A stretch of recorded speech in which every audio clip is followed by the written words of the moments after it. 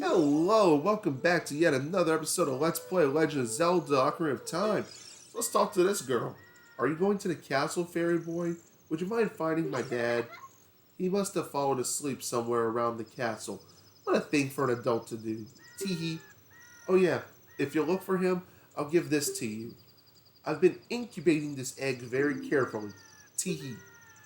Why'd you say teehee so many times? And we got a weird egg. That is a weird looking egg. I mean, it's got dents in it. So, what we're going to do is we're going to go on this, we're going to set it to one of our sea triangles. So let's go there and put that there. I'm actually going to equip the Ocarina. Or Ocarina, how do you say it? Okay, this is the... Okay, what... Okay, well, let me climb up. So let's make our way to the castle now. So, like the owl was telling us before, you want to make sure that you avoid all the guards, because there's guards all around. So we want to make sure we kind of avoid them, because if they catch us, they'll throw us back. So we're going to come up this way, away from everyone, and we're just going to run our way over this way, because no one's going to bother us. But man, look how pretty that... Okay, I have to look, and he's not wrong, like... Hyrule Castle in the morning sun is a glorious sight. And look, now that we hatched that, we have an egg. And are there soldiers? Oh, so that's the way we came. So we have to go to the castle gate. So you have to come over here and climb up this wall. And, I mean, the guy's going to be somewhere over here just sleeping. But man, I'm just appreciating so many more things about this game. So let's just go for a swim. And thankfully we find all the loose change that they threw away in here. It's not a lot, but I mean, it's honest work.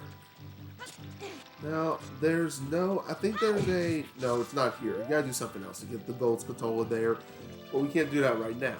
So let's go find this guy. He's blocking our way to get to the castle. So, let's wake him up. Wakey, wakey, eggs and bakey. What in tarnation? Can't a person get a little shut-eye around here? No, you cannot. Hello, and who might you be? Yep, I'm Talon, owner of Lon Lon Ranch. I like how they have just so many different ethnicities here. Like, we have Elvish, Fairy, Texan. I mean, they got the main ones. I went to the castle delivering some milk, but I sat down here to rest, and I guess I fell asleep, which is also a recurring theme for him. Malin was looking for me. I'm gonna catch from her now. I messed up bad leaving Malin behind to wait for me. She's really gonna let me have it. And then he just bolts. Dude is beyond useless. Like, he is one of the most useless characters. I mean, he loves his daughter. He loves what he does. But he's so lazy is the problem. And my man is just so useless. Like, oof. Useless. Doesn't even describe it. But we gotta make sure that all of the boxes come this way so we can get through that little water area. Because unfortunately, if you try to go to the door, you actually can't open the door. And I wonder what that door is even for. I think it's been proven what it's for, but I don't know. Oh man. Whew. I'm tired right now. Like, I know it's early in the day for me right now. Like, it's only 5 something. But, oh, I'm exhausted. Alright, so we're going to jump over here, and we're going to enter through this little hole full of water. And here we are, inside Hyrule Castle courtyard. So what it looks like is that door leads to right here. Alright. So this is a little puzzle sequence where we have to dodge all of the guards. They're pretty easy to dodge. I mean, they're really not good at their job. And it's great because once you get there, Zelda's like, how did you get past the guards? Like, well, they're kind of useless. Like, everybody in this game is kind of useless. I ain't gonna lie. I mean, look at that. I'm just bolting. Okay, now here's one's a little bit difficult because you have to crawl over this thing right here, and man, is my balance bad. So we're just going to walk very slowly. Now, you could be tempted to jump down and get the rupees, but it ain't worth it. You'll get more rupees in an easier way. And oh, this one's actually a little difficult because they stop in like the middles of each section.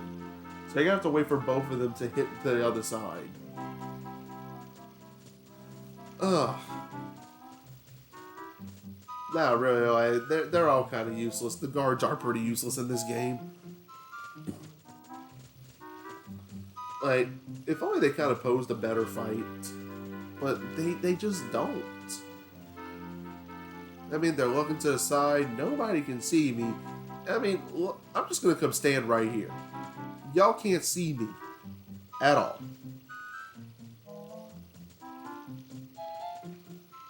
Seriously, like, look at this. I'm not even hiding myself. I'm standing right behind him. I have to run right into him for him to even notice me. It's pretty bad, but... Oh, we gotta go high somewhere over here. Oh. Okay, this one actually is a little difficult. This part is just a tiny bit. It's just the timing. But, I mean, timing's...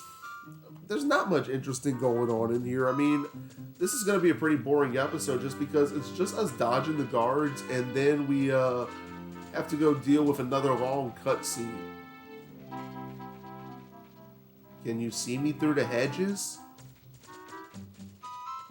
And we're just going to run up here. Now, there are a couple of cool things in here that I never knew, that it took me a while to notice. So, I'm going to show these off. So, if you come to this window over here, if you look, I mean, if you look up here, there's a portrait. Hang on, you got to get to a better angle. There's Mario from Mario 64, and there's Princess Peach and Yoshi. And if you come up to the side, it's Bowser. Like, oh my god, this is so cool. I want to hit Bowser in the nose. Now, if you come on this side, there's nothing cool like in the window, but there is a vase, and you can hit the vase. And that's when a guard pops out and says, hey, you, don't cause any trouble. And he just throws a bomb at you, like... He just throws a bomb out of nowhere. So they're a little extreme. Let's go back. I don't need the chicken anymore, so we'll go back to my sticks. So we're going to come up here, and here is the namesake of our game. Zelda.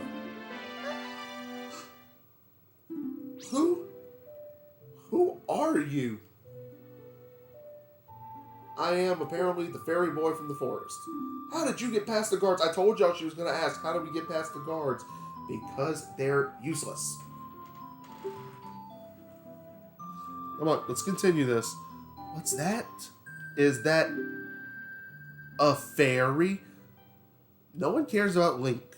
They just care about his fairy. Then are you from the forest? Why are the forest people just known for the fairies? We can't be known for anything else except our fairies. Like, we're not even known for being us. We're known for who we hang out with.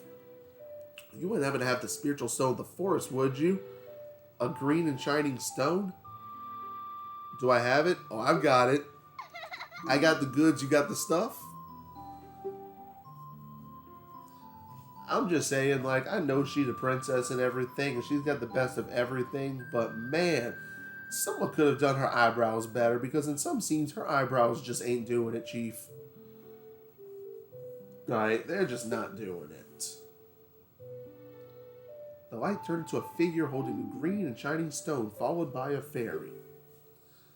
I know this is a prophecy that someone would come from the forest.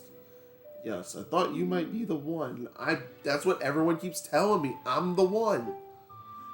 But has anyone considered that I don't want to be the one? Has anyone considered that I just wanted to be like everyone else, and then it's like, nope, you're even more different from everyone. No one ever considers my feelings. I didn't even introduce myself.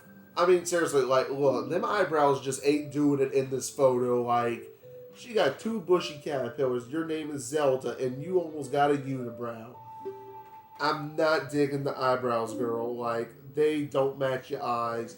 They don't go well. If you can see the rest of your hair, maybe. But right now, they're just not doing it. Like, oh man, they would have been better just not putting eyebrows. They really would have. Link. Strange. It sounds somehow familiar. Yeah, but you know it ain't familiar to you, a beautician, because man, girl, them eyebrows just ain't for you. You got two blonde caterpillars just chilling there. I don't get it. Like, this sounds silly, but no, it kind of bothers me. They just don't fit well. Like, girl, what are those? It's like you got two mozzarella sticks on top of your eyes. Please keep this secret from everyone. Yeah, I'll keep a secret if you go get them trimmed. Girl. Here's another long cutscene. This part's going to be long, and it's just going to be cutscene and me complaining about Zelda's eyebrows. It's another story about the three goddesses saying the power to Triforce somewhere in Hyrule. Another cutscene. The power to grant the wish of the one who holds the Triforce in his hands. We grant wishes, girl. If you grant wishes, get thinner brows. That's all I'm asking. Just grow into them. If someone with a righteous heart makes a wish, it leads to a golden age. But if someone with an evil mind has his wish granted, the world will be consumed by evil. So what happens if someone like in the middle just asks for a wish? Like, a person with a righteous heart would want best for the land. Evil part would want power for the land. And then there's someone like me that just wants a copy of Pokemon Box. That's all I want. I just want to have a piece of GameCube history that I can flex on. And that's a game I always wish that I would have had. But again, I know I've said this in a previous part. We never ordered it. And it was $40 at the time, I believe. Now it's like $1,700. So if there's any rich people out there watching this that are willing to donate to somebody, your boy could use a copy of Pokemon Box. No takers. But the entrance is sealed with a stone wall called the Door of Time, and in order to open the door, it is said that you need to collect 3 spiritual stones. And another thing you need is the treasure that the royal family keeps along with this legend, and that is called the Ocarina of Time, the namesake of the game. Did you understand well the story I just told you? Yes. Please don't say it again. This part's going to take too long. That's great. I forgot to tell you. I was spying through this window just now. The other element from my dream, the dark clouds, I believe they symbolize that man in there. When you look through the window at him, yeah, I'm going to go stare. I'm going to be very, very rude. Okay, Link got even bigger eyebrows. Like, what is with the eyebrows in this game? And that's the dark man from the desert. Can you see the man with the evil eyes? I can see the man with the giant, bushy, red brows. This man gotta have a unibrow. He's got to. That is Ganondorf, the leader of the Gerudos. They hail from the desert far to the west. Though he swears allegiance to my father, I'm sure he is not sincere. Oh, no, he's not. The dark clouds that covered Hyrule in my dream, they will symbolize that man. Let's see the brows. Turn to face me. How his eyebrows stretch all the way to the back of his head, that ain't right. Did he see you? Don't worry. He doesn't have any idea what we're planning. Yet. That's a big key word. Yes, I told my father about my dream. However, he didn't believe it was a prophecy. I mean, you didn't make it very believable. But I can sense that man's evil intentions. What Ganondorf is after must be nothing less than the Triforce of the Sacred Realm. I think the thing that also just gets me about this game, all the characters show some form of emotion. Like, Zelda goes from happy to sad. Link is just so stone-faced. Like, boy, smile. Maybe she'll like you more if you smile. Don't just sit there with a frown. And he wants to conquer the entire world. Zelda's got emotion. I'm going to give her that. She has the frown, the smile, the mouth wide open, pleading with you. Please. And then we say yes, and suddenly she's all happy. And she's giving me them dreamy eyes. But you know what? But you know what's kind of a nightmare? Girl, yo brows. I am afraid. I have a feeling that man is going to destroy Hyrule. If only we knew. But it's fortunate that you have come. We must not let Ganondorf get the Triforce. I will protect the Ocarina of Time with all my power. He shall not have it. You go find the other two spiritual stones. Let's get the Triforce before Ganondorf does, and then defeat him. One more thing, just one more thing. Take this letter. I'm sure it will be helpful to you. Receive Zelda's letter. Wow, this letter has Princess Zelda's autograph. Yeah. I get it. Please skip through this. Come on. We are up to 15 and a half minutes. You are taken to a... Oh, who is she? So we're going to get through this first and just finish all this cutscene stuff. And then I'm going to end it because I'm actually tired. And if I cut it now, I'd have to do another part. And really, I just don't feel it right now. I mean, this is fun, but... And this is Impa of the Sheikahs. She's responsible for protecting the Princess Zelda. Everything is exactly as the princess foretold. Now, she's the only one whose brows actually look decent right now. Like, they match. My role in the princess dream was to teach a melody to the one from the forest. Okay, but I don't remember you from the dream. This is an ancient melody passed down by the royal family, and we're going to use this a lot. I have played this song for Princess Zelda as a lullaby ever since she was a baby. There is mysterious power in these notes. Now listen carefully. Okay, I'm gonna listen.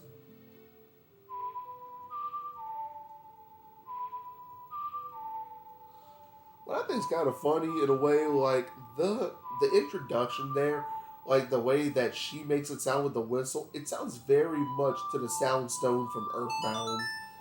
Just a little bit, like the tones. Not even like the rhythm itself, but just the whistle tone she's doing. So we have learned Zelda's Lullaby, which is actually a very useful song. If anything, this is the most useful song in the game, because you need it for just about everything. Like, you pretty much use it at almost every temple. I have learned Zelda's Lullaby. If the castle soldiers find you, there'll be trouble. Let me lead you out of the castle.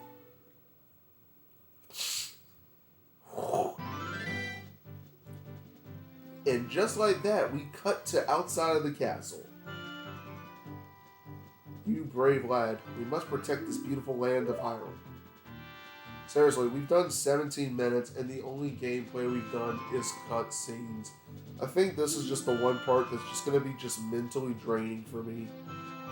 Death Mountain, home of the Gorons. We're heading there. Like, I feel like just my soul is leaving my body. At the foot of the mountain, you will find my village, Kakariko. That is where I was born and raised. I thought you were born and raised in West Philadelphia. Hey, give a shout out to the Fresh Prince right there. You should talk to some of the villagers there before you go up to Death Mountain. The song I just taught you has some mysterious power.